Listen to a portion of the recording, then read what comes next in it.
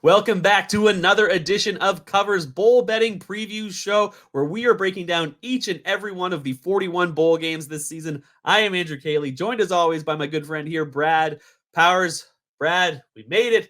39 bowls down, and it's just the college football playoff semifinals remaining. Today, we're looking at the Sugar Bowl, where number 2 Washington takes on number 3 Texas.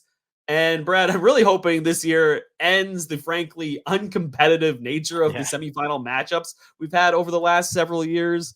I'm hoping this one's a banger. Washington undefeated, that great offense with Michael Penix and Romeo Dunze, overlooked as double-digit dogs against Oregon, beat them again. But I think if there's a team that can keep up with this Huskies passing offense, it's Quinn Ewers and the Texas Longhorns. But for me, the big thing here I'm looking at is that Texas has more playmakers on the defensive side of the ball. What are you seeing here, Brad? Yeah, I agree with you. I'm laying the floor with Texas for a multitude of reasons. Let me first start off with Texas's offense. Played arguably its 2 best games of the season, if you're stack ranking them, in its last 2 games of the season. And a blowout win over Texas Tech, and obviously hammered Oklahoma State with 662 yards of total offense. Quinn Ewers had his best performance in his last game. Keep in mind, this is a Texas team that had 2.5 games without Quinn Ewers in the middle of the season. And also Quinn Ewers, when he came back, didn't look 100%. Keep in mind, it was an arm injury for him, but looked 100% in the Big 12 championship game, had his best performance. So I think the Texas offense is peaking at the right time, and obviously have one of the best play callers in all of college football in Sarkisian. I will say, caveat, I need Xavier Worthy to be healthy. He was in a walking boot in the Big 12 championship game. So I'm glad that there's a month in between. Sarkisian said they should be ready to go. Let's hope he is.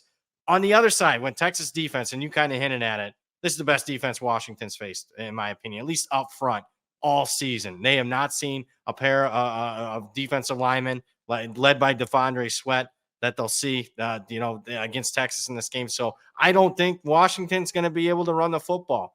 They're questionable as it is. Dylan Johnson's got going a little bit, but man, against the top 5 rushing defense in the country, they're going to be one-dimensional. Now, I will say, I do think Washington's passing offense will have success against Texas's pass defense. So that's a little bit of worry.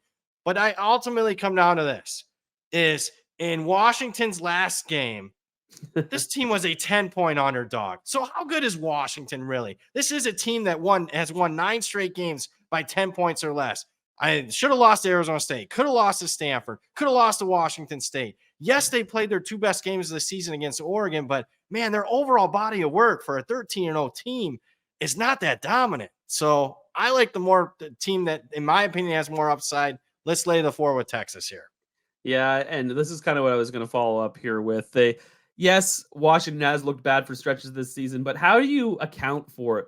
How do you account for the fact that they just seem like the defensive numbers are ugly, like especially that pass defense, really ugly throughout the season, and they've played not a whole lot of great passing offenses besides Oregon, but they seemingly get the job done. How are they getting the job done in those matchups where they probably shouldn't be winning, but they keep pulling it out?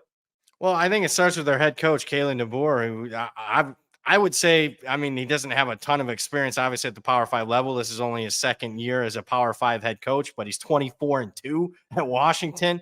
He was an elite coordinator. He has an unbelievable record as a Division II coach in South Dakota.